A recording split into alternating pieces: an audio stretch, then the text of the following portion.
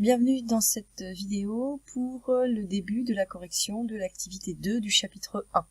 Donc je vous ai remis là tel que votre cahier doit être à ce moment-là, donc avec le début de la correction d'activité 1 et jusque en bas, ici, vous êtes arrivé à la conclusion que vous avez écrite sur l'activité 1. Donc on change ensuite de page. Voici donc le texte de l'activité 2. La première chose à faire est de recopier le tableau, le petit tableau en fait qui est ici avec le numéro du chapitre, le titre de l'activité et le numéro de l'activité.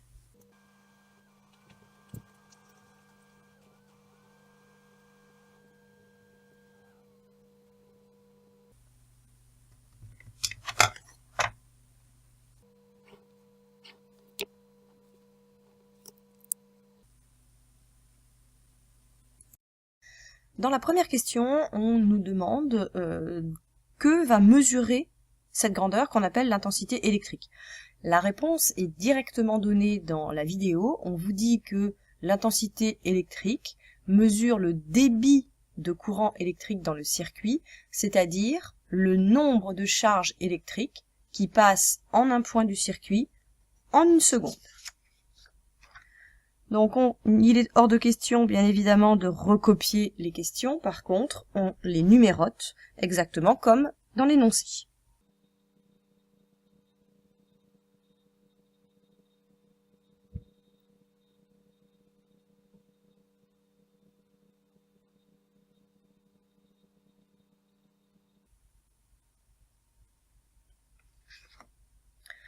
On nous demande ensuite en quelle unité se mesure l'intensité.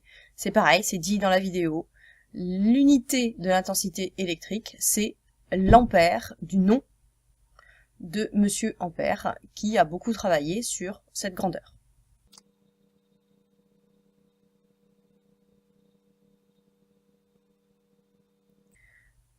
L'ampère se note avec un grand A majuscule, puisque ça vient du nom propre Monsieur Ampère.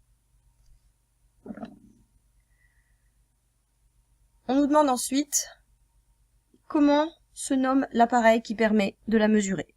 Puisque on va mesurer des ampères, on va mesurer une intensité électrique en ampères, à ce moment-là, l'appareil qui permet de la mesurer, c'est un ampère-mètre.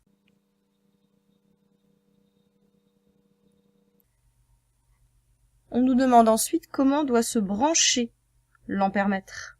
On vous le dit dans la vidéo, un ampère-mètre doit absolument être branché en série avec le dipôle dont on cherche à connaître l'intensité qu'il traverse, en fait, tout simplement parce que sinon on va créer en fait un court-circuit.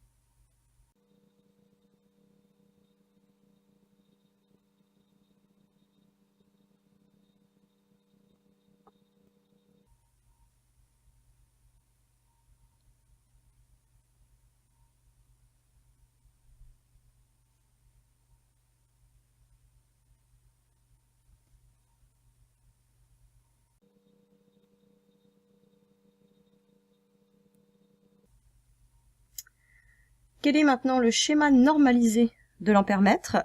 Vous l'avez vu sur le circuit dans la vidéo. Un ampère-mètre, donc un schéma normalisé, je vous rappelle que c'est le même schéma pour tout le monde. Il se fait au crayon à papier et à la règle.